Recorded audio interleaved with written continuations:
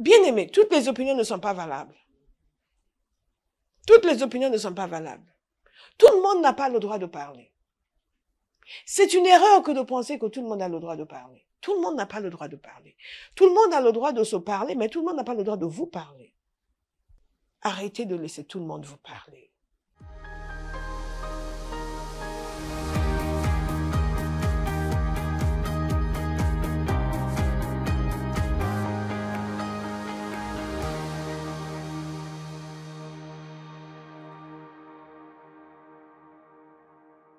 Hébreux 3, verset 7 nous dit ceci. C'est pourquoi, comme le dit le Saint-Esprit, aujourd'hui, si vous entendez sa voix, n'endurcissez pas votre cœur, comme lors de la révolte, comme le jour de la tentation dans le désert. Là, vos ancêtres m'ont provoqué. Ils m'ont mis à l'épreuve et ils m'ont vu agir pendant 40 ans. C'est pourquoi j'ai été irrité contre cette génération. Et j'ai dit, ils ont toujours un cœur qui s'égare. Ils n'ont pas connu mes voies.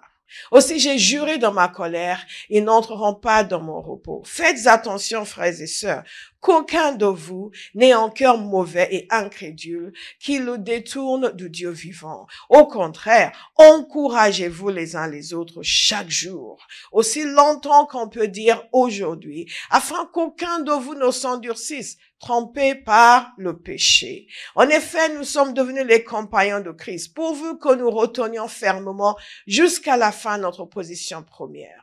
Aussi longtemps qu'il est dit aujourd'hui, si vous entendez sa voix, n'endurcissez pas votre cœur. Comme lors de la révolte.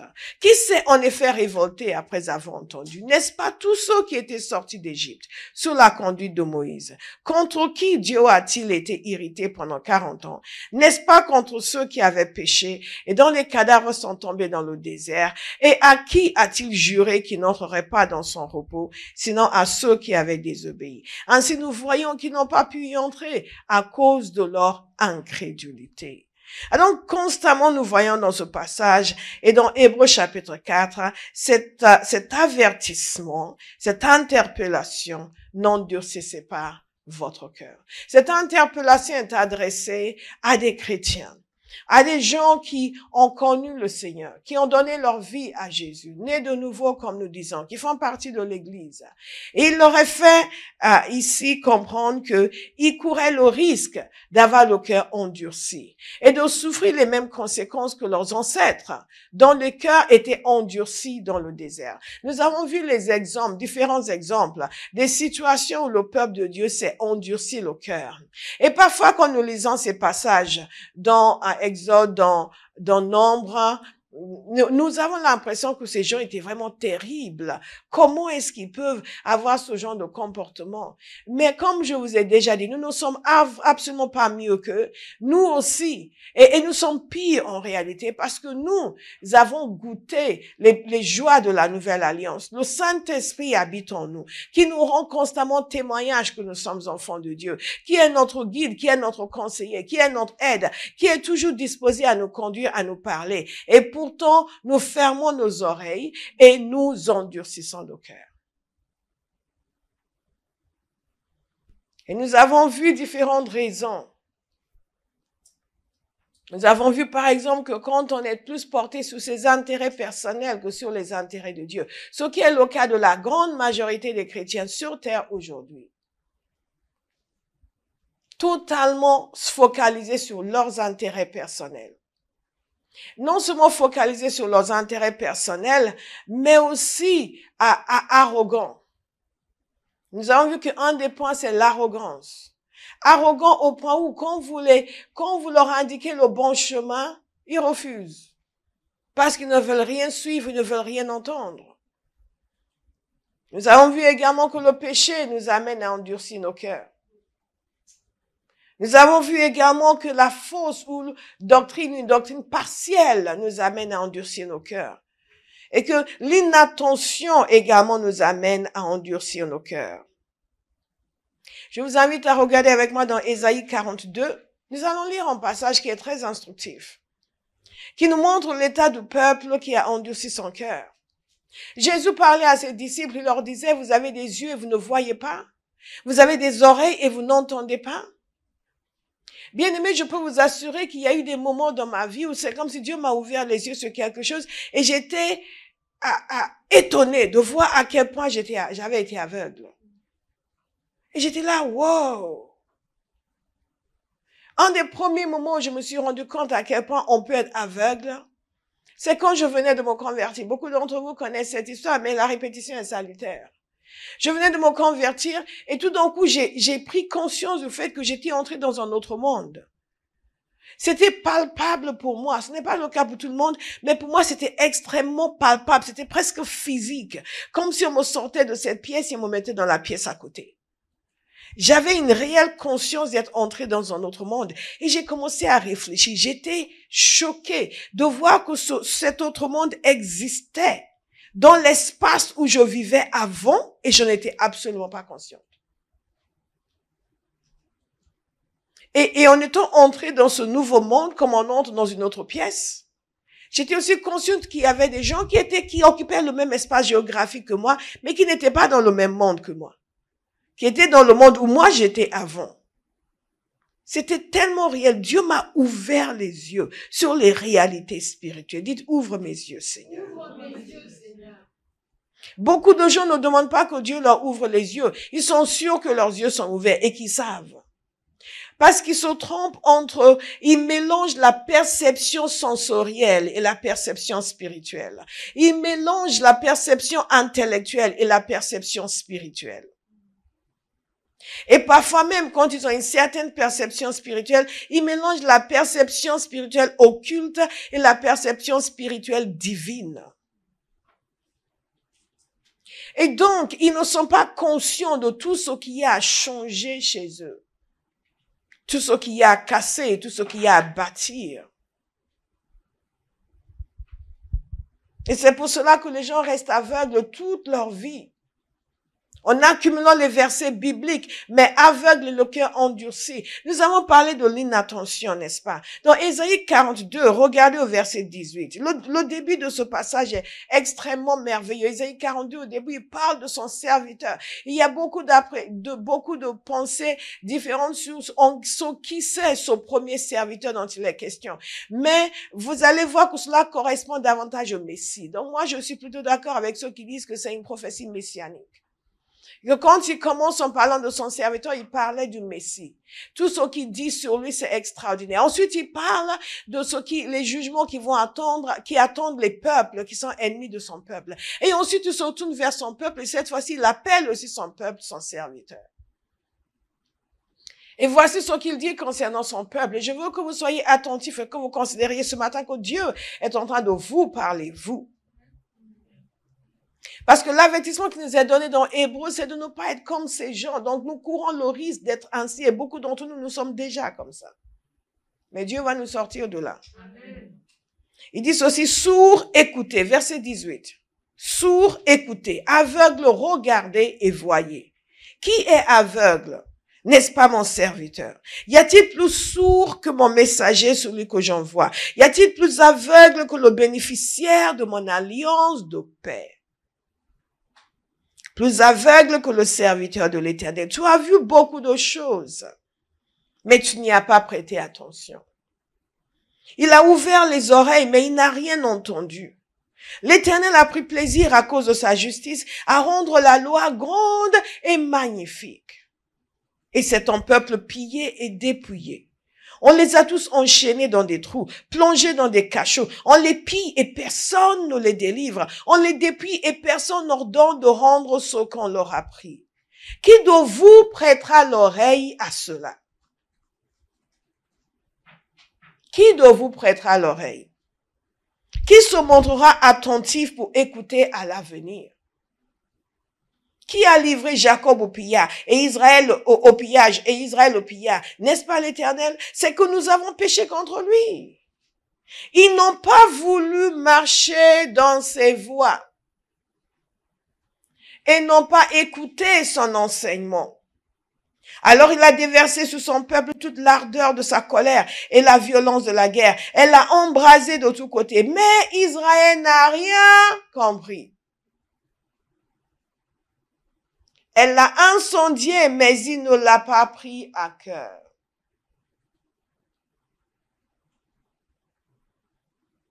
Nous voyons donc le cas de l'inattention du peuple de Dieu. Dieu a rendu la loi grande et magnifique. Une traduction dit qu'il l'a rendue glorieuse. Il nous donne constamment sa parole, elle est glorieuse, elle est magnifique, elle est transformatrice de vie. Et eux n'ont pas prêté attention. Comme aujourd'hui, beaucoup de chrétiens ne prêtent pas attention. La parole est enseignée, dès qu'ils sortent du culte, ils ont tout oublié. Vous leur demandez après ce qu'ils ont appris, ils ne savent pas vous dire ce qui a été enseigné. Ils n'ont pas prêté attention. Et semaine après semaine, et finalement le cœur s'endurcit parce que ils ont pris l'habitude de ne pas prêter attention. Parfois, vous voyez les gens dire, on est censé réécouter le message, mais bien sûr que vous êtes censé réécouter le message. Vous pensez que ça a été donné pourquoi? Pour que vous arrosiez vos fleurs avec? Nous ne sommes pas ici pour cajoler les gens, ni leur caresser les oreilles. Nous ne sommes pas ici pour faire des speeches. Nous sommes là pour changer des vies. Et les vies sont changées avec la parole de Dieu. Mais Dieu nous a fait grâce de nos jours de pouvoir réécouter et réécouter et réécouter encore et encore et encore et prêter attention. Dites à quelqu'un, prête attention. Prêtez attention. Oh, il y a certains, même pendant que la parole est annoncée, ils sont déjà en sommeil. Et ce n'est pas pour autant qu'ils vont réécouter après. Et donc, votre venue ici aurait servi à quoi? À juste passer un peu de temps avec les frères et sœurs. Si c'est pour ça qu'on va faire des fêtes chez vous, nous on aime les fêtes. On vous apprendra à faire du jollof rice.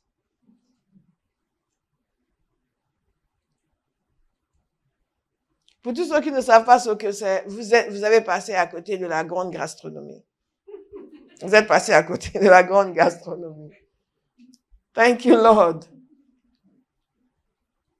Il dit, qui se montrera attentif pour écouter à l'avenir? Je vous pose la question à Bauhaus.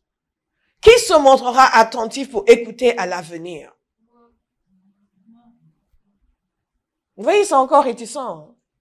Qui se montrera attentif pour écouter à l'avenir? Mais comment est Mosée qui était? Mademoiselle ici, quand je lui ai donné son programme de prière, qu'est-ce qu'elle a mise? Une des premières choses que Dieu lui a révélées, c'était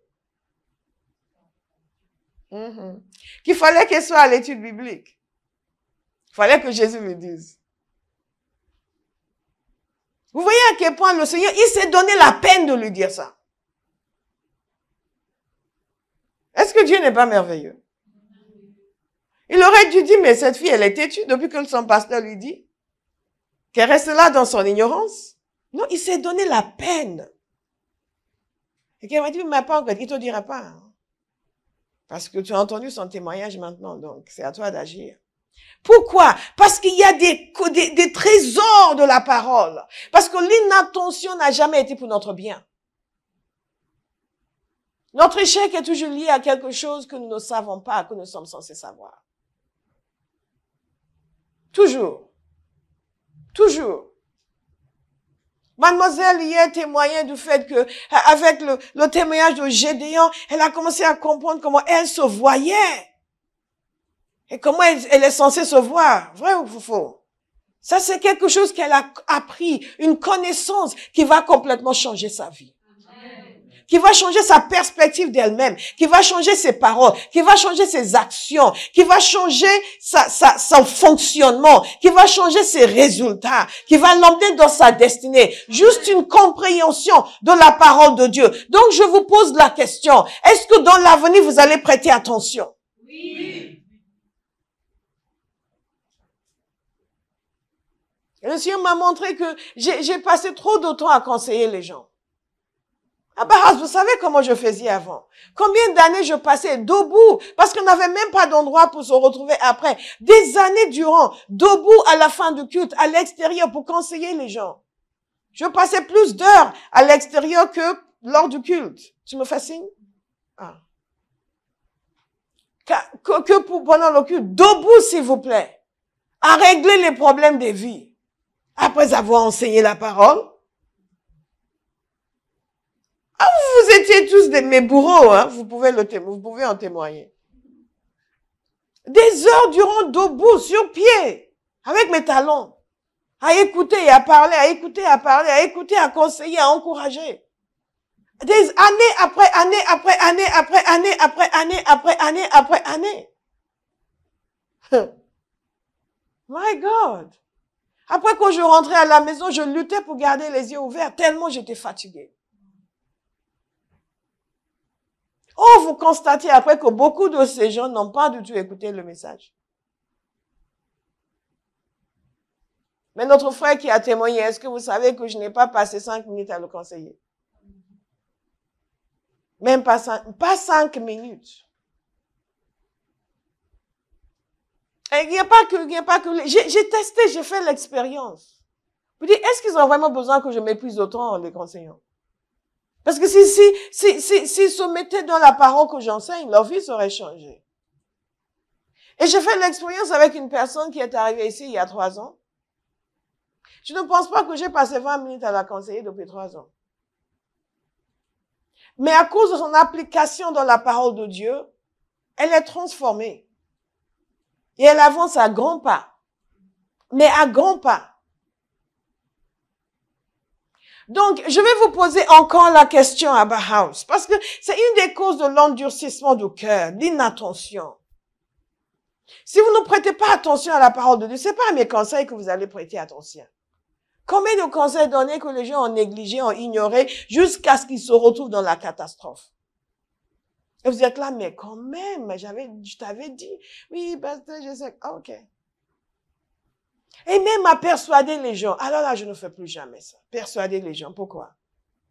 Si la parole de Dieu ne te suffit pas et que moi je te parle, ça ne te suffit pas, fais comme tu veux. Parce qu'il y a des gens que ce n'est que quand ils se retrouvent dans de graves problèmes qu'ils vont finalement réfléchir. Parce que le cœur est endurci. Et quand le Seigneur m'a donné cette parole, au fur et à mesure de méditer là-dessus, de prier, j'ai commencé à prendre conscience du fait que, mon Dieu, j'ai traité avec beaucoup de gens au cœur endurci. Et qu'on ne peut rien pour les gens au cœur endurci. S'ils n'acceptent pas que leur cœur devienne tendre, vous allez juste verser de l'eau. Ça va être comme si vous versez de l'eau sur un rocher, ça va continuer ça ne va pas pénétrer. Donc, je pose la question à quelqu'un. Qui se montrera attentif pour écouter à l'avenir? Qui se montrera attentif pour écouter à l'avenir? L'inattention. Cela conduit à l'endurcissement du cœur. Et il y a d'autres choses dans ce passage. Il dit, ils n'ont pas voulu marcher dans ses voies. Qu'est-ce que ça veut dire? Ils n'ont pas voulu marcher dans ses voies. Ils n'ont pas écouté son enseignement. Ils n'ont pas voulu. Ils n'ont pas écouté son enseignement. Et c'est le 6e point. C'est des gens qui ne sont pas enseignables. Ce qu'on appelle en anglais unteachableness. C'est pas juste qu'ils sont arrogants, c'est qu'ils ne sont pas enseignables. Vous ne pouvez rien enseigner à ces gens. Ils ne sont pas, la première chose que vous retrouvez chez les gens qui ne sont pas enseignables, c'est qu'ils ne sont pas sensibles à la voix de Dieu. La parole de Dieu nous dit qu'il a rendu la loi grande et magnifique, mais en dépit de ça, ils n'ont pas vu. Et regardez combien de fois il leur dit qu'ils sont aveugles. Tu as vu beaucoup de choses, tu n'y as pas prêté attention. Il a ouvert les oreilles, mais n'a rien entendu. Ça, c'est des gens qui ne sont pas enseignables. Jérémie 16:12 parle de ces gens. Il dit, vous avez fait pire encore que vos pères. Chacun de vous suit les penchants de son cœur, obstiné et mauvais, sans m'écouter. C'est Dieu qui parle. Obstiné et mauvais, sans m'écouter. Chacun suit les penchants de son cœur. On lui dit c'est comme ça. Non, il ne reçoit pas l'enseignement. Ce qu'on retrouve, c'est les gens qui ne sont pas enseignables, c'est qu'ils rejettent le message qui est enseigné. Ils rejettent. Je suis toujours épatée quand les gens disent, viens témoigner pour dire, ben, on a eu un message sur ceci. Et moi, je me suis dit, mais c'est quoi ça? Et après, le Seigneur m'a convaincu. Je dis, waouh. Tu es venu ici dans cette église, tu savais rien. On t'a tout appris. Maintenant, tu entends un enseignement, tu fais, c'est quoi ça? Quel type de cœur est ça? Ça, c'est ton cœur non enseignant. Ça, c'est quelqu'un qui est non enseignable. Et les Les gens rejettent le message. Certains, mais c'est bien les gens qui reviennent pour dire, qui changent de témoin, qui vraiment apportent un témoignage. Ça, c'est des gens qui se laissent quand même travailler par le Seigneur. Mais il y a d'autres qui vont s'offusquer.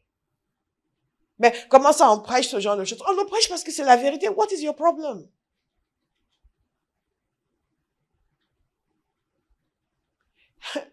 Et ils rejettent le message. Certains vont dire, oui, mais c'est trop dur. On prêche contre la fornication. Quelqu'un estime que c'est trop dur. C'est trop dur. On doit prêcher quoi? Vous vous souvenez des gens qui ont quitté Jésus? Ils disent, oh, ces paroles sont trop dures. Ces paroles sont trop dures. Ça ne date pas d'aujourd'hui. Jérémie 13, verset 10. Regardez ce que Dieu dit concernant son peuple. Abba House. Ce méchant peuple refuse d'écouter mes paroles. Il persévère dans les penchants de son cœur et suit d'autres dieux pour les servir et se prosterner devant eux. Il deviendra pareil à cette ceinture qui n'est plus bonne à rien. Ça, c'est les gens qui rejettent. Ils ne sont pas enseignants parce qu'ils rejettent. Dieu dit ici, il refuse d'écouter. Il persévère dans les penchants de son cœur. Et il suit d'autres dieux. Il y a beaucoup de chrétiens comme ça aujourd'hui. Ils ont décidé qu'ils vont vivre comme le monde. Donc la parole du Seigneur vient, ils refusent d'écouter. Ils suivent les penchants de leur cœur. Est-ce que ça ne vous dit pas qu'il faut faire attention aux penchants de votre cœur? Nous évaluons, nous jugeons sur la base des penchants de notre cœur. Or, Dieu dit ici que les penchants de notre cœur ne sont pas à suivre. Le Saint-Esprit doit nous parler.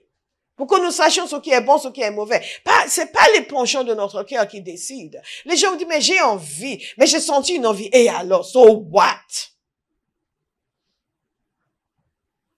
On ne fait pas les choses parce qu'on en a envie. On fait les choses parce que le Saint-Esprit nous témoigne que c'est la bonne chose. Nous sommes des êtres déchus que Jésus a rachetés. Nous avons des envies mauvaises. Les penchants de notre cœur. Nous jugeons tout par les penchants de notre cœur. Nous évaluons tout par les penchants de notre cœur. Les gens vont vous dire, oui, mais si j'ai envie de faire ça, où est le mal? Mais on ne vit pas selon les penchants de notre cœur, justement. C'est ce que Dieu leur reproche ici. Les gens ont le désir de faire comme le monde, de s'habiller comme le monde, de fonctionner comme le monde. Et ils se demandent, où est le mal? Ils suivent les penchants de leur cœur. Ils ont envie de porter une petite jupe mini pour venir à l'église, ou n'importe où. Et ils se disent, pourquoi on me reprend? J'ai le droit de porter ce que je veux. Non, nous sommes enfants de Dieu. Nous ne suivons pas les penchants de notre cœur. Il faut changer les penchants de votre cœur. Si vous avez envie de porter des choses qui révèlent votre anatomie, vous avez de mauvais penchants dans votre cœur. Soyons clairs. Il y a des choses que l'on dit aujourd'hui qu'on n'aurait même pas dit il y a des années de cela. Nous devons dire à nos sœurs aujourd'hui, je n'ai pas besoin de voir ta poitrine à l'église, ni même dans la rue. Comment est-ce qu'on en est arrivé là, à devoir dire ce genre de choses? Pourquoi, si nous sommes chrétiens, nous n'avons pas l'intelligence renouvelée pour comprendre que ce n'est pas bienséant? Les penchants de notre cœur. J'ai envie de m'habiller sexy. Non, sexy n'est pas chrétien. Hein. Pas du tout. Oui, si j'ai envie de m'habiller sexy, pourquoi je peux pas? Parce que les penchants de ton cœur sont mauvais. Et Dieu nous met en garde contre le fait de suivre les penchants de notre cœur. Nous devons plutôt, Romains 12, nous laisser transformer par le renouvellement de notre intelligence.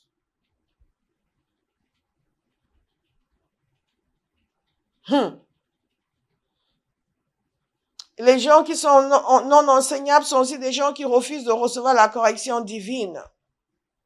Le Proverbe le dit très bien, mon fils, ne méprise pas la correction de l'Éternel et ne sois pas dégoûté lorsqu'il te reprend. Donc il y a des gens que quand Dieu les reprend, ils méprisent. Et ils sont dégoûtés. Oui, mais moi, je sens, le Saint-Esprit m'a dit ça, mais moi, je ne vois pas pourquoi. Mais tu es qui pour contester quand le Saint-Esprit t'a fait l'honneur de te parler? Toi, petit comme tu es, il y a des gens de ta famille qui ne te parlent même pas. Le Saint-Esprit, Dieu te parle. Et tu réagis pour dire, oui, Mhm. Quelqu'un est en train d'aimer ce message. Amen. Quand on parle des gens qui ne sont pas enseignables, le quatrième aspect que j'ai noté ici, c'est qu'ils résistent continuellement à la correction. C'est pas juste que le Saint-Esprit donne une parole, hein, ils sont pas d'accord, mais c'est leur fonctionnement en continu. Leur fonctionnement en continu. On va développer cela plus tard. Le 7e point, et ça, parce que tout cela est lié, n'est-ce pas? Dans ce passage de Ésaïe 42 que je vous ai lu, il nous a dit ceci. Ils n'ont pas voulu marcher dans ses voies. Ils n'ont pas voulu. En d'autres termes, ils ont exprimé une volonté contraire à la sienne. Ce qui veut dire qu'ils étaient rebelles. Qu'est-ce qui conduit à l'endurcissement de cœur? La rébellion. Vous savez, il y a un moment donné, vous faites quelque chose à répétition, après vous devenez endurci. Endurci.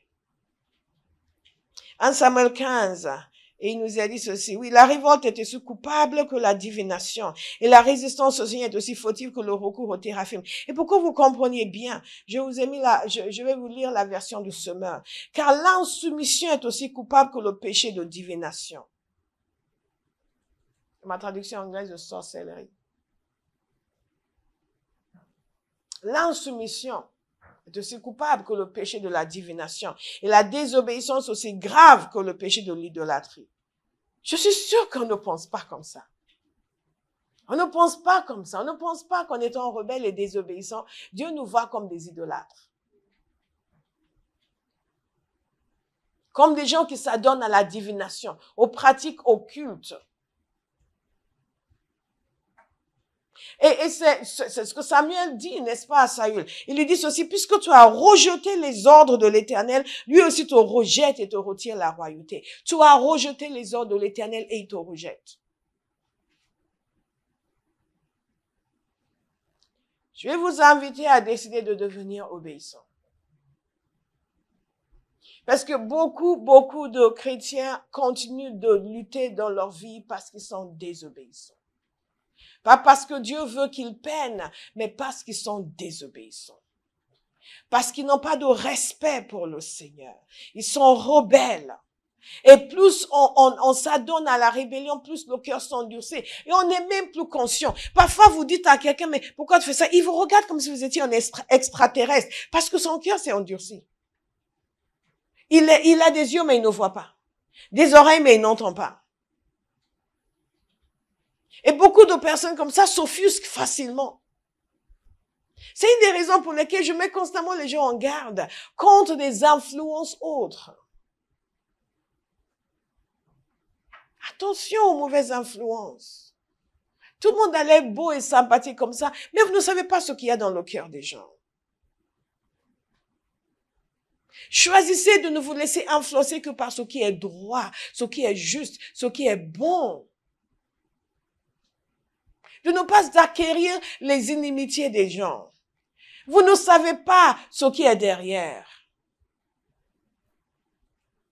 Le cœur des gens est tellement endurci que parfois, ils ont commis un péché, mais ils vont sciemment mentir à quelqu'un d'autre, donner l'impression qu'ils ont été maltraités.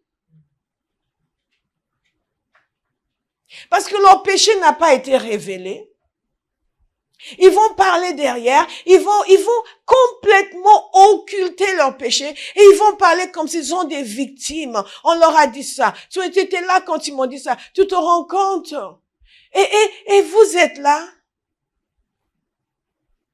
en suivant dans leur rébellion.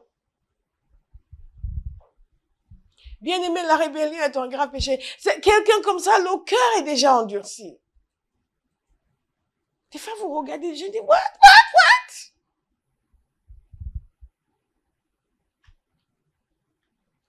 Rejetez les ordres de l'Éternel. Rejetez les ordres de l'Éternel. Combien de fois est-ce que vous saviez que vous deviez faire quelque chose, que le Seigneur le voulait, que ce soit lui qui vous a parlé directement, que ce soit à travers un serviteur de Dieu, vous saviez que vous étiez censé le faire, mais vous ne l'avez pas fait. Ça, c'est la rébellion. Et ça conduit à l'endurcissement des cœurs. Et en général, les gens qui fonctionnent comme ça, ils arrivent à un moment où ils ne sont même plus conscients du mal. Et quand ils vous voient choqués, ils vous regardent, mais qu'est-ce que j'ai fait? Je vous assure, si vous avez désobéi, vous avez souvenir de ne pas avoir fait quelque chose que le Seigneur voulait que vous fassiez et que ça ne vous a fait rien, votre cœur est déjà endurci. Et vous devez crier au Seigneur. Parce qu'il faut avoir un cœur tendre devant lui. Le fait que ça ne vous ait fait rien, beaucoup de gens pensent que si ça ne leur a fait rien, ça veut dire que devant Dieu ce n'est pas grave. Au contraire. Au contraire. Ça veut dire que vous êtes passé dans le camp des gens avec le cœur endurci, qui ont des yeux qui ne voient pas, des oreilles qui n'entendent pas, qui sont devenus insensibles à la voix de Dieu, insensibles aux émotions de Dieu, insensibles au cœur de Dieu. Et que vous êtes en danger. Demandez à quelqu'un, c'est de toi que le pasteur parle. L'insoumission, dites l'insoumission. L'insoumission vis-à-vis la parole de Dieu, vis-à-vis les ordres du Seigneur, les instructions du Seigneur. Vous ne pouvez pas imaginer à quel point c'est courant dans l'église. Et les gens se le disent comme ça. Oui, je sais que le Seigneur voulait que je fasse, mais je ne l'ai pas fait. Et ils sont là, tranquilles. Parfois, je les regarde. Il faut qu'on prenne une hache pour casser sa tête. Puis il fait entrer un peu de bon sens.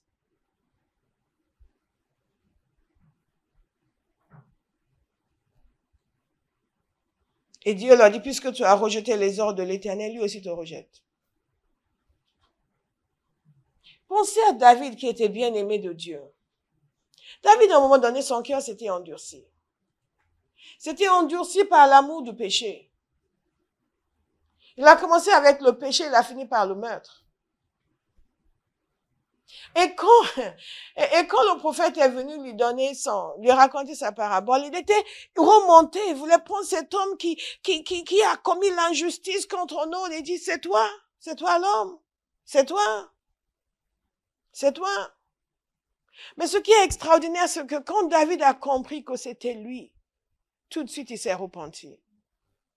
Bien-aimé, dites, je renonce à la dureté de cœur. Je renonce à la dureté de cœur.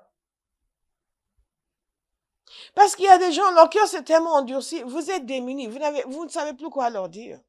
Tout ce que vous faites, vous les regardez juste. Parce que vous savez que rien de ce que vous dites ne pénétrera leur cœur. Rien. David s'est repenti. Et on sait que son cœur s'était attendri. Pourquoi? Parce que même quand l'enfant qu'il a eu dans l'adultère est décédé, il a honoré le Seigneur. Bien-aimé, votre cœur est dur. Quand vous subissez les conséquences de vos mauvaises actions et vous êtes en colère et vous vous rebiffez, vous dites comment c'est, de quel droit il me parle comme ça? De quel droit on me dit ça? Là, votre cœur est endurci. Parce qu'au contraire, vous devez être brisé pour ce que vous avez fait. Si votre cœur n'est pas brisé, si vous pensez que c'est la faute des autres, c'est la faute de la situation, c'est la faute du diable, votre cœur est encore endurci. Vous n'êtes pas encore repentant.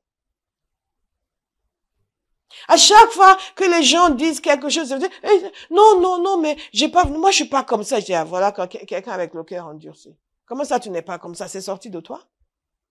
De l'abondance du cœur, la bouche parle.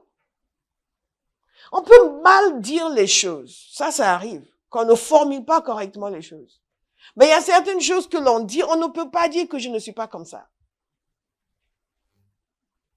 Quand vous commettez un crime, vous faites quelque chose de mauvais, et vous dites que non, je suis pas comme ça. Là, votre cœur est endurci. Parce que quelque part, vous avez vu l'énormité de la chose, mais vous n'êtes toujours pas repentant.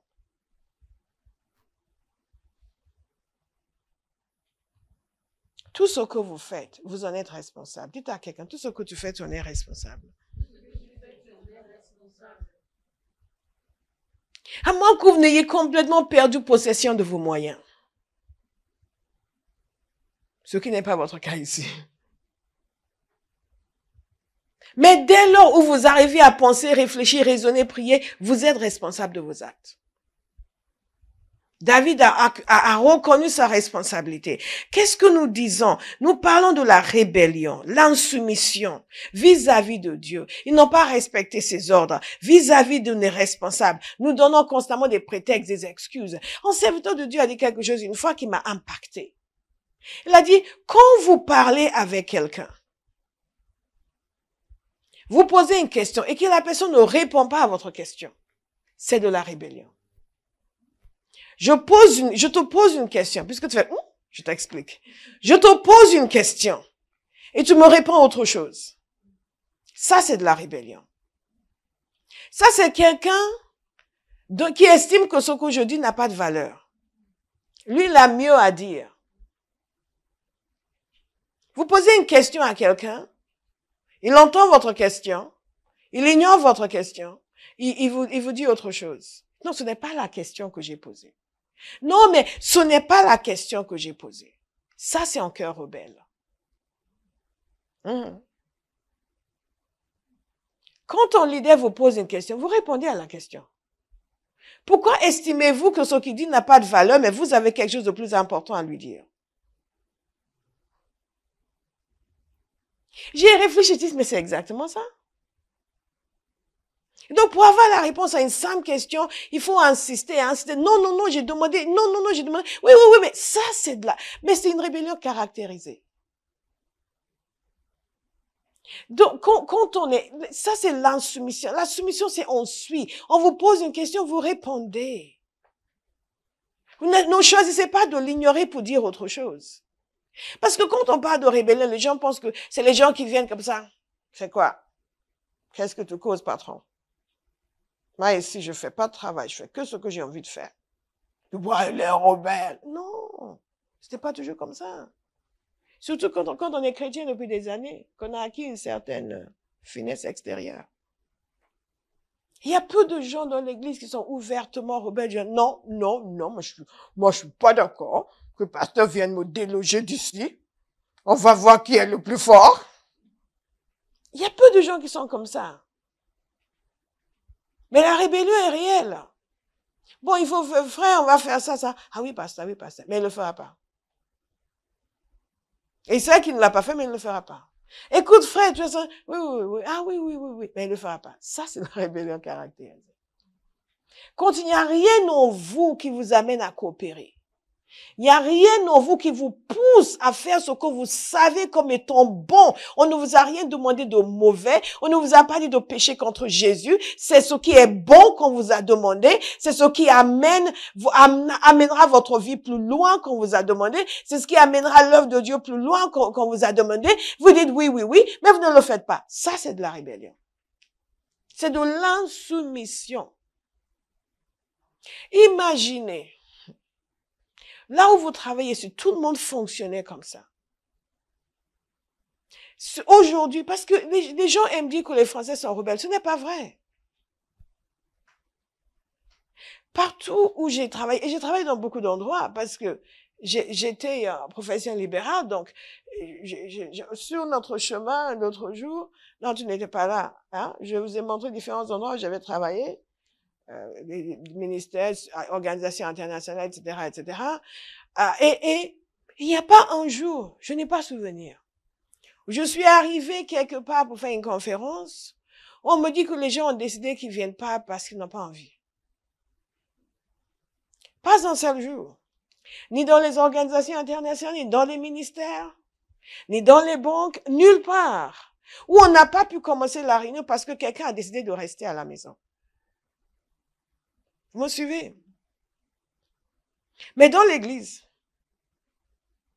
vous entendez notre frère qui parlait des gens qui arrivent en retard. Je vous assure, dans toute ma carrière professionnelle, il n'y a pas une seule fois dans telle organisation, dans telle banque, dans telle, où on nous a dit qu'on ne peut pas commencer parce que la personne qui est censée gérer la sonnerie n'est pas là. Ou les hôtesses ne sont pas à l'heure. Pas une seule fois. Mais pas une seule fois, dans toutes ces années. Si quelque chose comme ça devait arriver, c'est que ils ont été attaqués par des brigands, il y a eu un séisme, un tremblement de terre là où ils sont. Donc, regardez le manque de respect pour le Seigneur. Le manque de respect pour Jésus. Le manque de soumission envers le Seigneur. Et les gens le font, et le font en répétition, Certains, la première fois qu'ils l'ont fait, ils étaient comme ça. Mais après, le cœur s'est endurci. Le cœur s'est endurci. Parfois même, ils vont s'énerver, mais oui, mais pourquoi? C'est ma vie, non?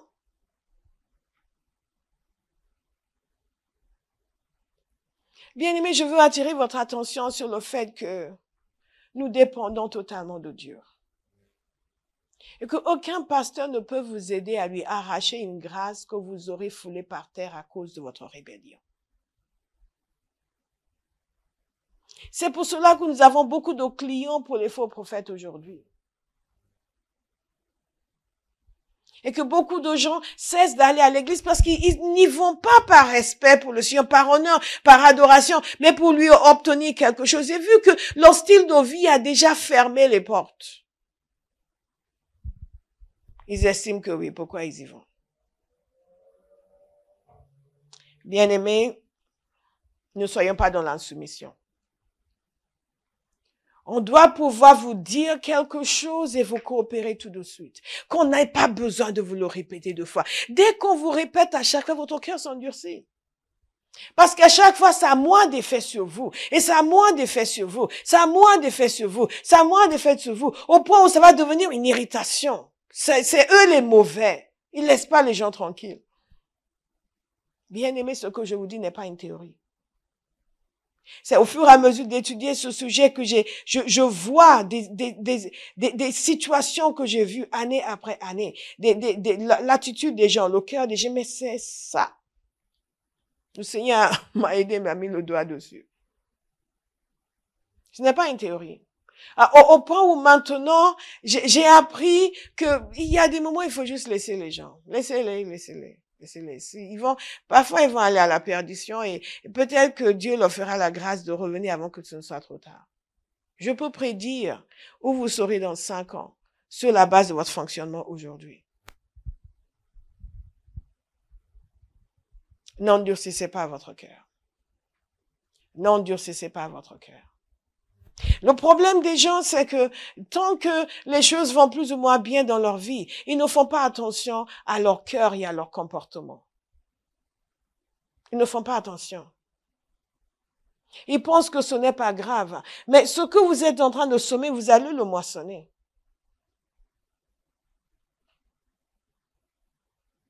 Vous allez le moissonner.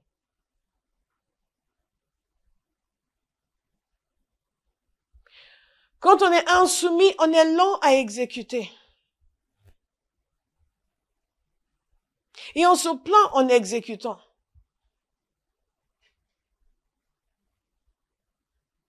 Parce qu'on préfère suivre les penchants de son cœur. Parce qu'on est arrogant et on croit qu'on sait mieux que la personne qui nous a donné les instructions ou que Dieu qui nous a donné les instructions. Des fois, je pose la question aux gens, quand ils font certaines choses, mais le Saint-Esprit, tu n'as pas entendu le Saint-Esprit te parler? Parce que pour moi, il y a un certain degré de bêtise que le Saint-Esprit ne peut pas tolérer. Je le sais, parce que je sais comment il me reprend. Je sais comment you will not do that. You will not even say that. Des fois où je ne dis rien parce que je sais que si je parle, ce sont les penchants de mon cœur qui vont me pousser. Donc je ne dis rien. Les gens pensent que, c'est pas grave, parce que je trouve que c'est pas mal. Non, vraiment pas. En fait, quand je trouve que c'est horrible et insupportable, là, je ne dis plus rien.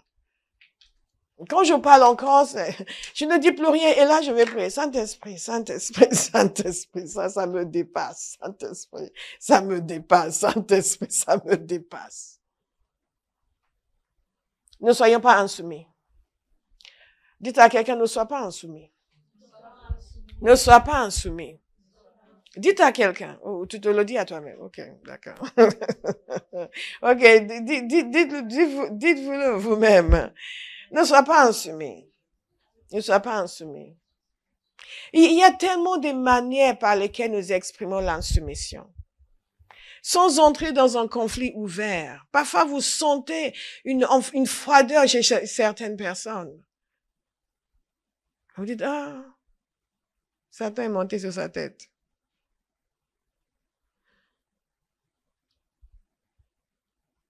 Ne sois pas insoumis, ne sois vraiment pas insoumis. Les gens peuvent aller très loin. Quand Dathan et Abiram ont fait leur show et ont contesté encore contre Moïse, Moïse a envoyé les chercher, ils ont dit, non, on va pas y aller. On va pas y aller. On va pas y aller. Une personne m'avait fait ce show une fois. Envoyez un mail étrange. Oui, parfois, vous donnez votre vie pour les gens. Et après, du jour au lendemain, quelque chose entre dans la tête. En fait, c'est jamais du jour au lendemain. C'est des gens qui, pendant, à votre insu, pendant longtemps, écoutaient des choses. Vous venez vous faire des sourires à l'église, mais écoutez des choses derrière. Après, ça m'a envoyé un message étrange. Donc, j'ai dit à quelqu'un de sa famille, ben, dis-lui de venir, on va parler. La personne m'a dit, la personne ne viendra pas. Effectivement, dis-lui quand même, pas venu, je ne viens pas. Je ne viens pas. Les gens arrivent à ce niveau, même quand Dieu vous a dit pour les ramasser de la profondeur de l'abîme. Ils sortent de là et tout d'un coup, c'est quoi? Quand il m'appelle, je ne viens pas. Et ils ont fait ce show à Moïse. Et Dieu n'a pas apprécié. Dieu n'a pas apprécié. Bien aimé, je veux que vous compreniez que l'insoumission est détestable aux yeux du Seigneur. L'insoumission est détestable aux yeux du Seigneur. Parce que par honneur et par égard, ne serait-ce que par souvenir du bien qui vous a été fait, même si vous n'avez pas l'intention de changer d'avis sur la position que vous avez prise, vous honorez, vous respectez. Vous ne commencez pas à vous comporter comme si, oh, ces gens sont mauvais. Quoi? Si on est un mauvais qui vous en tirez de l'abîme?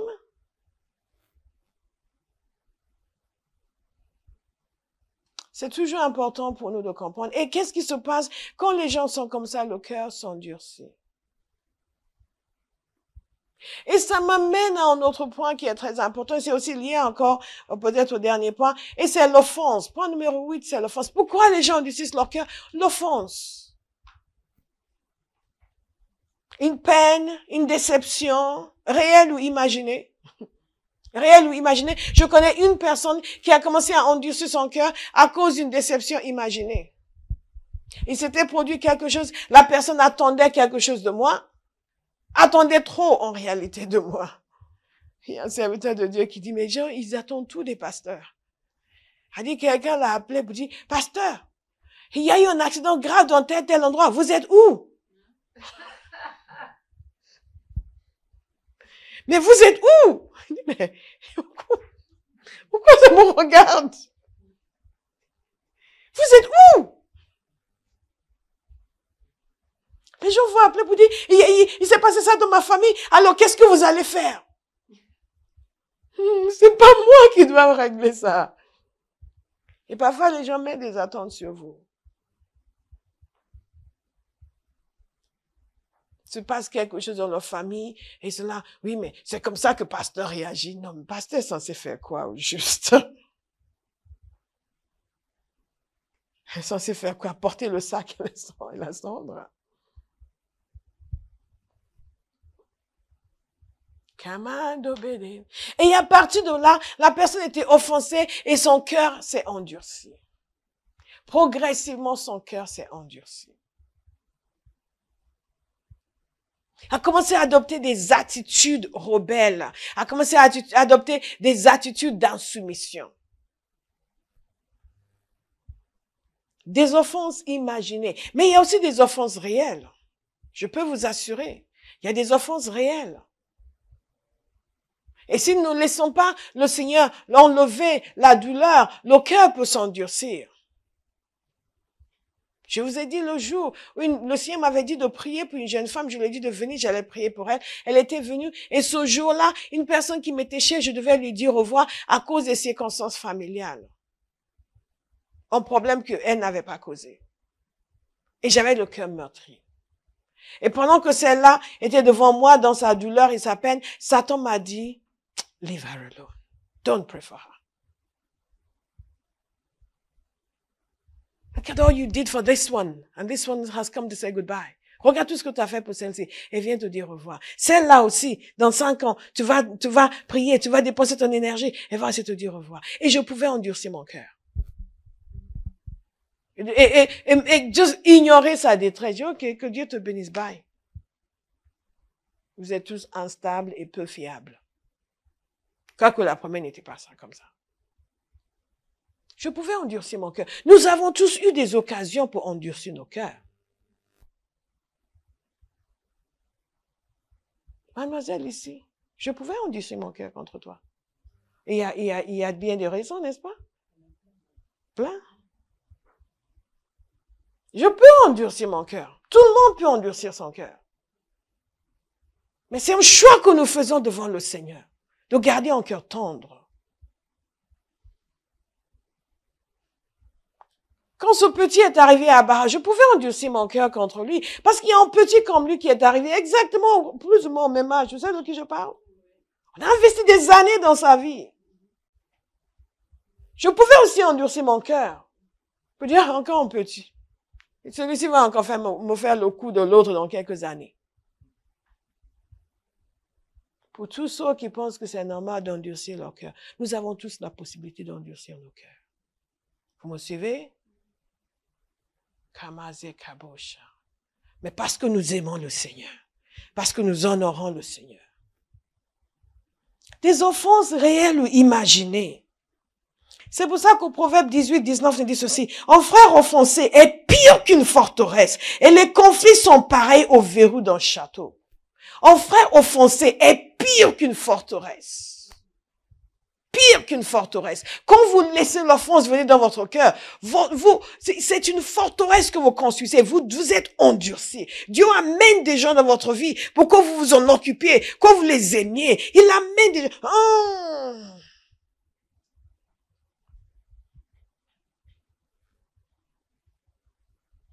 Il brise mon cœur, Seigneur. Brise mon cœur, Seigneur. Je refuse de m'endurcir. Je refuse de m'endurcir. Namagobose kamono do di da di da di da. Ekimakaka. Parfois, nous sommes offensés parce qu'on nous reprend. Parce qu'on n'a pas un esprit de repentance. Et plus l'offense travaille votre cœur, plus l'endurcissement gagne du terrain. Parfois, vous voyez des gens arriver dans une église, vous savez que ceux-là, ils sont pires que des forteresses. Même leur manière de vous regarder avec méfiance. Vous savez que ceux-là ont subi des offenses. Et le cœur s'est endurci. Vous rencontrez tout le temps des gens comme ça. Ah, moi, les églises. Ah, get over yourself. Parfois, vous savez, la parole de Dieu nous parle de la tromperie du péché. Et la tromperie vient sous différentes formes. Le cœur s'endurcit par la tromperie. La tromperie de mauvaises associations, par exemple. Je vous en ai parlé déjà, je ne vais pas insister dessus. Mauvaise association. Mauvaise association. Parce que nous fréquentons des gens et l'esprit, le démon qui agit dans leur vie vient sur vous. Vous commencez à parler comme la personne, à réagir comme la personne, à critiquer comme la personne.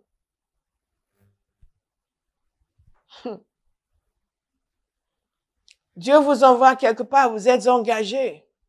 Après, vous commencez à côtoyer les gens qui sont moins engagés. Et progressivement, vous aussi, vous commencez à déshonorer. Et à lever le pied. Alors que vous étiez dedans avant, maintenant vous adoptez une position critique.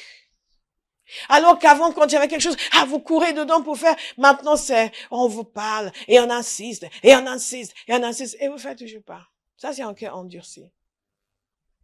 Endurci.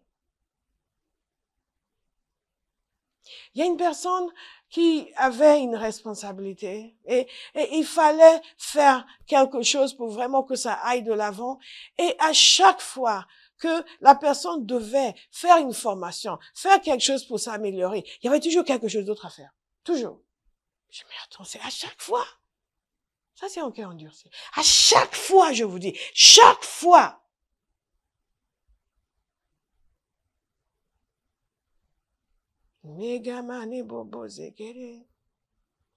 Parfois, les gens aiment la compagnie des désobéissants et des rebelles. Ils font taire la voix intérieure qui leur dit non, non, non, non, c'est pas comme ça. Ne suis pas ces gens. Vous savez, c'est encore un peu comme l'histoire de Réhoboam. Vous connaissez Réhoboam? Le fils de Salomon. Et Réhoboam avait mis un joug sur les gens, comme son père. Et les anciens sont venus lui dire, hey, vas-y, mollo avec les gens. Si tu es sympa avec eux, ils vont te suivre. Parce que ton père, il nous a cassé les pieds. Ton père, grand homme de son état, mais il a mis un joug trop lourd sur les gens. Donc, il faut y aller mollo avec eux. Donc, il a dit, je vais réfléchir. Et les jeunes hommes sont venus. Mauvaise association. Il a dit, mais non, Réhoboam. Non, il faut leur dire. Là, ils ont utilisé des expressions un peu salées. Pour dire, montre que mon père vous a fait ça, moi je vous ferai 10 fois pire. Moi je suis 10 fois plus puissant que mon père. Mauvaise association. Qu'est-ce qui lui est arrivé? Il a perdu le royaume. Il a perdu 10 des tribus. Il est resté avec Judas et Benjamin. Je me souviens bien, Benjamin. Si je me souviens bien. C'est ainsi que le royaume a été scindé en deux, le royaume du sud et le royaume du nord. Parce que Dieu voulait garder sa fidélité envers la maison de David. Sinon, il aurait tout perdu. Mauvaise association, mauvais conseil. On est trompé et on endurcit son cœur. Il a endurci son cœur et il a tout perdu. Il a tout perdu. Il y a des gens qui sont plus attachés aux opinions des hommes qu'à la parole de Dieu. Parfois, les gens imitent les mauvaises personnes. Ils viennent dans l'église, ils disent, oui, mais telle sœur s'habille comme ça, pourquoi moi je ne peux pas m'habiller comme ça? La personne qui avait plutôt une attitude correcte avant change complètement. Et ce n'est pas que l'habillement qui change, c'est la manière de parler qui change, c'est les attitudes qui changent. Vous voyez des gens zélés pour servir, les gens se moquent d'eux tellement ils sont zélés. Petit à petit, à force de côtoyer des personnes qui sont là sans être là, et que c'est se moquent d'eux, toi. Et donc ils commencent aussi à y aller mollo. Passe complètement à côté. Parce que Dieu savait que ces gens n'étaient pas sérieux. Mais il t'a emmené toi là pour être sérieux. Dans le temps, je me souviens, les gens se moquaient de moi. Il y a un gars qui a décidé d'entrer à fond dans la rébellion. Alors qu'avant, il s'écrasait devant le pasteur. Déjà, je trouvais qu'il en faisait un peu trop. C'est quoi cette attitude? Il s'écrasait vraiment.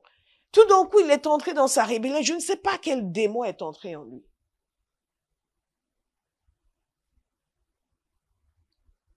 Et il commençait à se moquer de moi avec un autre gars, les deux adeptes de la rébellion. Et ils ont dit, Bola, c'est le béni oui-oui du pasteur. C'est fort ça. Vous pensez que ça m'a fait quelque chose? Rien du tout. J'allais pas entrer à fond dans la rébellion. Déjà que j'avais mon caractère qu'il fallait gérer. Vous comprenez? Est-ce que j'ai l'air de quelqu'un qui se laisse écraser? Je ne me suis jamais laissé écraser de ma vie. Vous direz à ma mère, où c'est ton numéro? Vous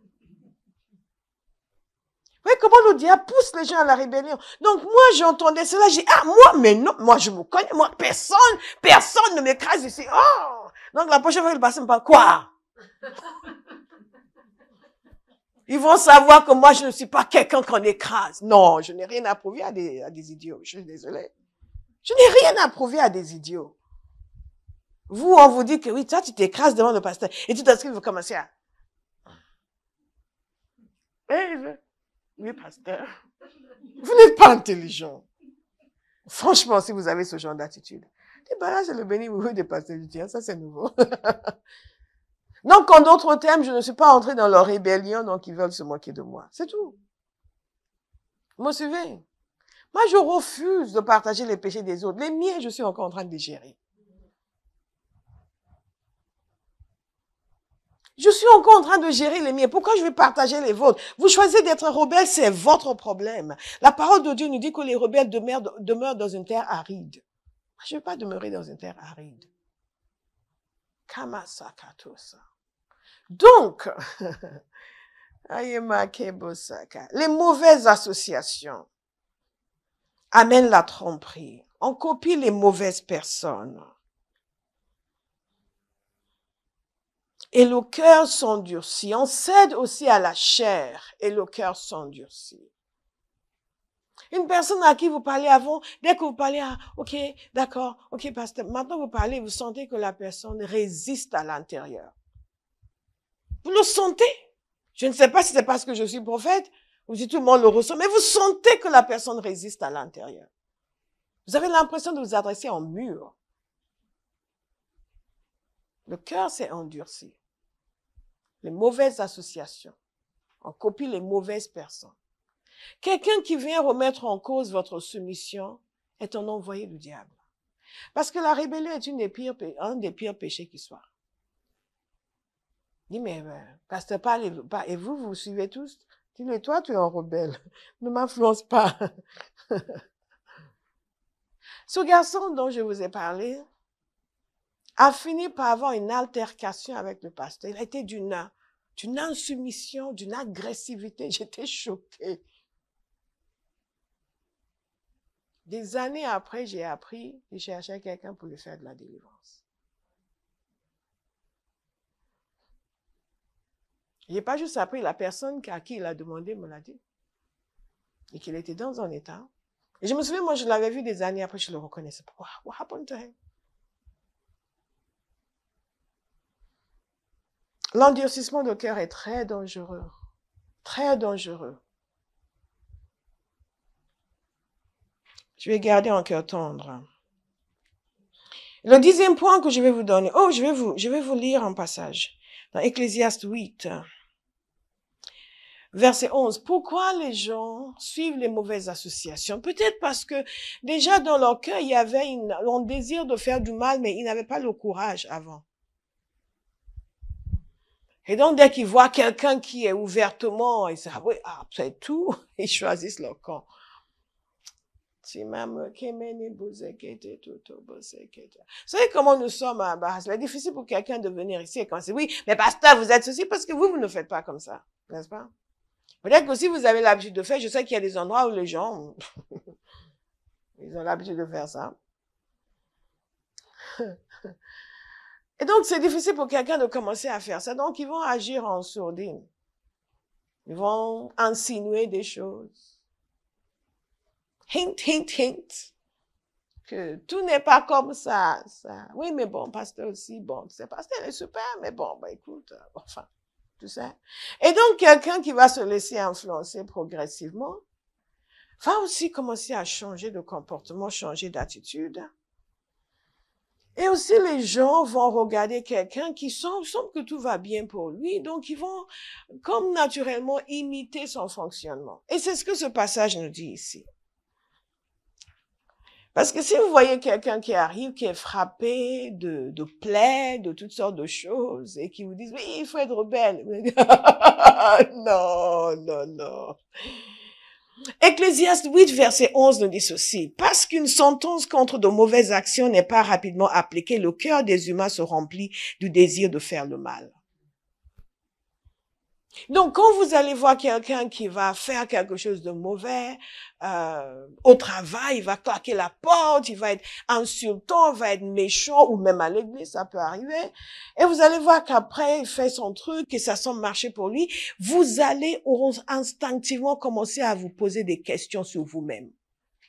Peut-être que vous aussi, vous êtes un peu trop soumis, vous êtes un peu trop docile. Peut-être que vous aussi, vous devrez vous affirmer davantage. Et vous devrez surtout vous occuper de vos affaires aussi, parce que regardez en tel, tout va bien. Et c'est ce qu'il nous a dit ici, parce qu'une sentence contre de mauvaises actions n'est pas rapidement appliquée. Le cœur des humains s'est rempli du désir de faire le mal. Nous n'agissons pas sur la base de ce qui arrive à quelqu'un d'autre, mais sur la base de ce qui plaît au cœur de Dieu. Vous me suivez? Si mademoiselle devait se lever et me gifler en plein culte, beaucoup vont avoir peur, le Seigneur va le frapper. Et s'il ne voit pas le Seigneur la frapper, et au contraire, il la voit s'en aller, commencer son église, et son église commence à prospérer, on n'a rien de tout, ils sont 1000 personnes. Vous allez finalement dire, mais finalement, c'est pas trop grave de se lever en plein cul pour frapper le pasteur. N'est-ce pas?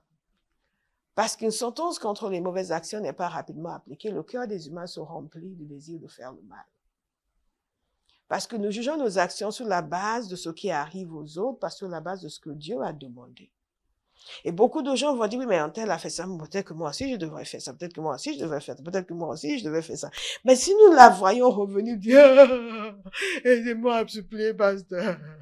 Depuis que je l'ai frappé, la malédiction est tombée sur moi. Oh, ma vie est en deux sens dessus. Vous dites, je vais jamais faire ça. Oh, je vais jamais faire ça. Mais ce n'est pas comme ça que l'on décide de ce que l'on doit faire. En effet, le pécheur peut faire 100 fois le mal et continuer à vivre. Que cela aide quelqu'un à ne pas se laisser endurcir le cœur par influence négative. Le pécheur peut faire 100 fois le mal et continuer à vivre, mais je sais aussi, écoutez attentivement, je sais aussi que le bonheur est pour ceux qui craignent Dieu, parce qu'ils éprouvent de la crainte devant lui. Alléluia. Le 10e point, un esprit critique. Pas dans le sens positif, dans le sens négatif. Un esprit de critique, un esprit de jugement. Un esprit de critique et de jugement. Ça va vous endurcir le cœur. Toujours à critiquer, casser, trouver ce qui ne va pas, et ceci, pourquoi c'est comme ça, ils font ceci, ils font cela. Ça endurcit le cœur. Parce que vous êtes constamment, vous avez les yeux à braquer sur les autres, ce qui ne va pas chez eux. Et vous saturez de mauvaises pensées, mauvaises paroles sur les autres. Vous ne vous examinez pas vous-même. Il y a un couple une fois, le mari, lui, il avait compris. Je bénis le Seigneur pour le privilège de n'avoir peur de personne et pouvoir dire la vérité aux gens. Même si parfois on dit rien parce que ça sert à rien. Qui critiquait les gens de leur église. Et moi qui savais certaines choses sur eux, je leur ai dit, mais vous n'avez pas foi aux yeux. Mais vous êtes qui pour critiquer les gens?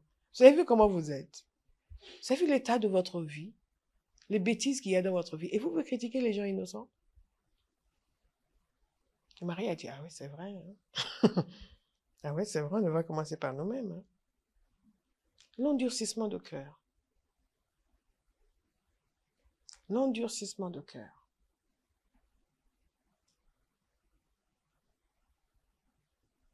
L'endurcissement de cœur. Voir constamment ce qui ne va pas chez les autres. Mais pourquoi ceci? Pourquoi ils font ça? Pourquoi ils font ça? Who are you? Who are you? Demandez à quelqu'un, who are you? Who are you? Who are you? Nous nous donnons trop d'importance. Who are you? Vous regardez les gens, mais si c'est pas pour la grâce de Dieu, c'est pour ça qu'on te supporte. Tu es qui en fait? Quel est l'apport extraordinaire que tu apportes à la planète? En quoi nos vies seront négativement affectées si tu n'étais plus là?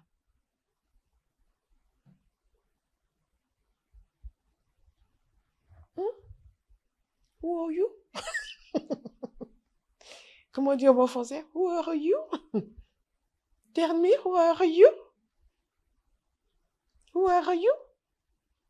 C'est ce que le Seigneur a dit au Père Hagin une fois.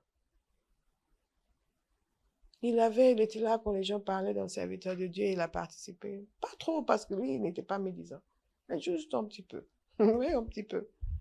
Il rentrait chez lui, il a entendu la voix du Seigneur fort. Qui es-tu pour critiquer le serviteur d'autrui? Hey, ça lui a fait peur. C'est la parole de Dieu. Mais les chrétiens au cœur endurci et en cœur en voie d'endurcissement ne se sont pas gênés du tout pour critiquer des gens qui sont 100 fois meilleurs qu'eux. Vous voyez des gens qui n'ont jamais rien accompli. Et qui vous disent, oui, mais c'était pasteur. Et vous les regardez, on regarde les gens avec les yeux d'amour, mais il ne faut pas rendre ça trop difficile. Quelle est ta valeur ajoutée dans le royaume de Dieu? Pourquoi tu oses même élever ta voix pour parler des gens qui ont tout donné à Dieu? Quelles que soient leurs imperfections, toi, tu es loin d'eux. Loin. Bien aimé, toutes les opinions ne sont pas valables.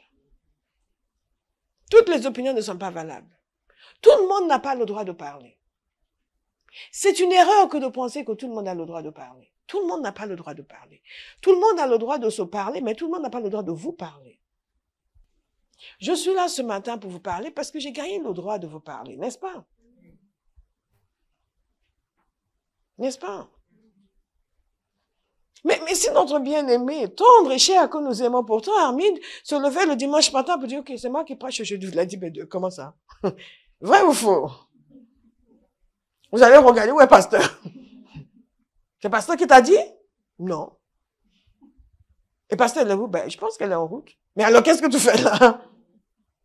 Pas parce que vous ne l'aimez pas, mais parce qu'elle n'a pas gagné le droit de vous parler. Maintenant, si je dis c'est elle qui prêche dimanche, vous allez accepter parce que vous êtes soumis, mais vous allez quand même poser la question.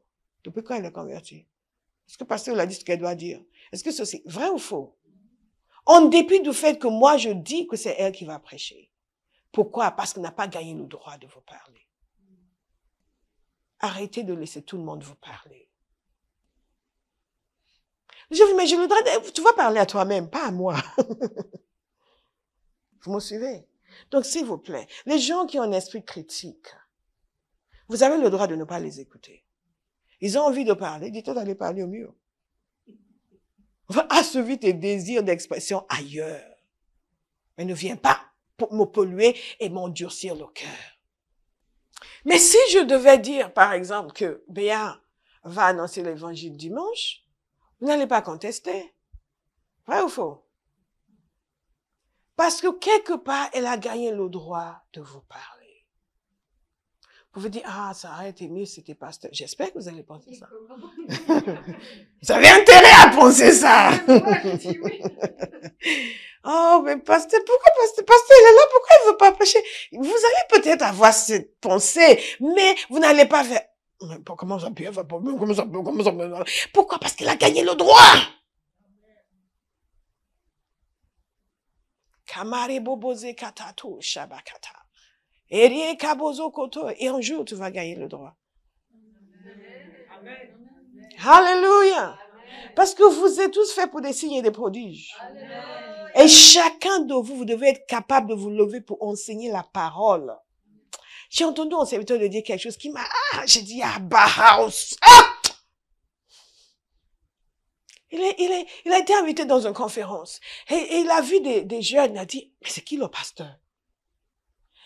Leur manière d'être, de faire, de recevoir le message, de recevoir la grâce. Il a dit, mais c'est qui leur pasteur? Il était impressionné. Et il a rencontré leur pasteur. Il était heureux. Je me suis dit, j'espère qu'à Bahaus, partout où ils vont, ils se comportent de telle sorte que les gens disent, waouh, c'est qui leur pasteur? Amen. Amen. Amen.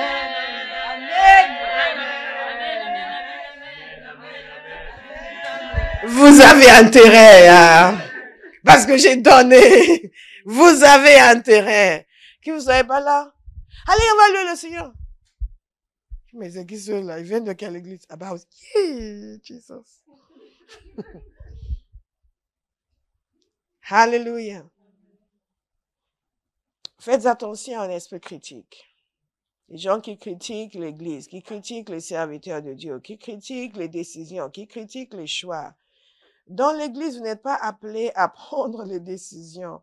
Vous êtes appelé à les exécuter. Sauf si vous recevez mandat pour prendre la décision.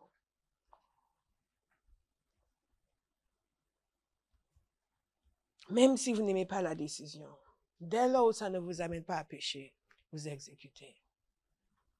Commencez à se plaindre, appeler les gens, dire, mais qu'est-ce que tu penses? Ça, c'est déjà entrer dans un esprit de jugement. Vous n'allez pas aimer toutes les décisions qui sont prises. Pourquoi devez-vous aimer? Comment est-ce que vous allez grandir dans la sanctification si vous trouvez tout agréable? N'est-ce pas? C'est au moment où vous ne trouvez pas quelque chose d'agréable que vous allez manifester la sanctification.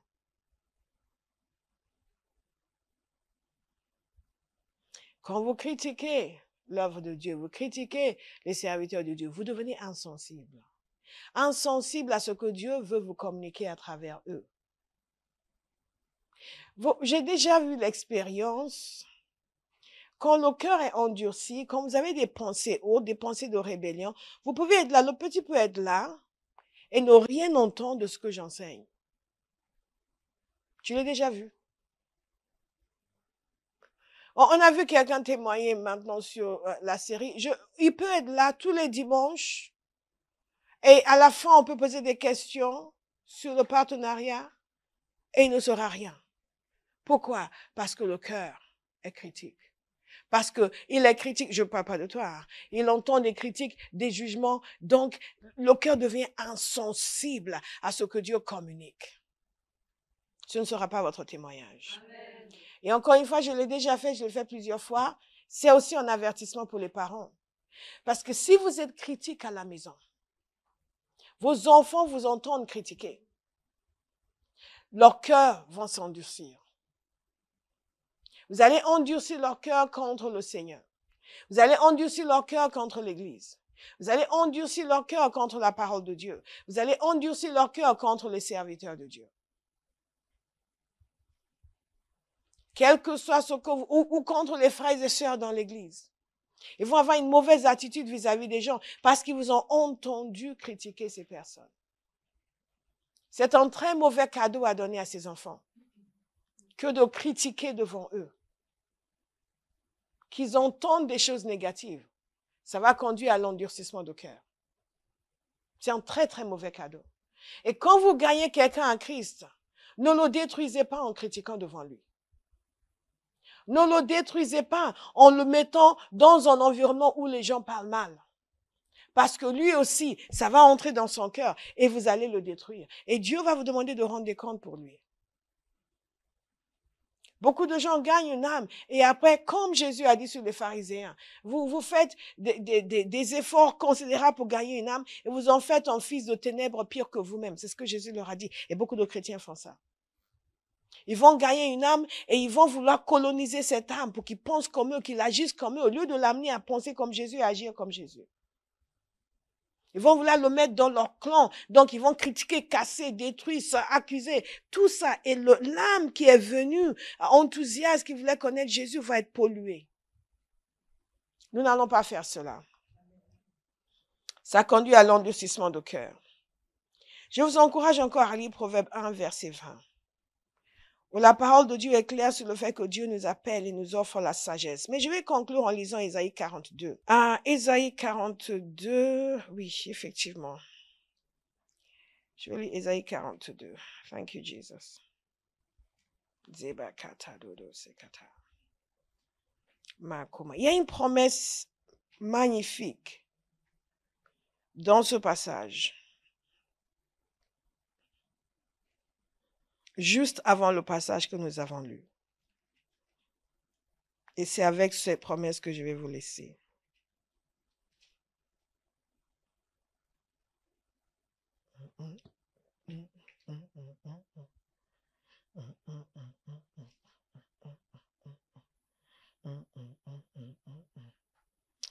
Il dit ceci, je ferai marcher les aveugles sur un chemin qu'ils ne connaissent pas. Je les conduirai par des sentiers qu'ils ignorent. Je changerai devant eux les ténèbres en lumière et les endroits tortueux en plaine. Voici ce que je ferai et je ne les abandonnerai point.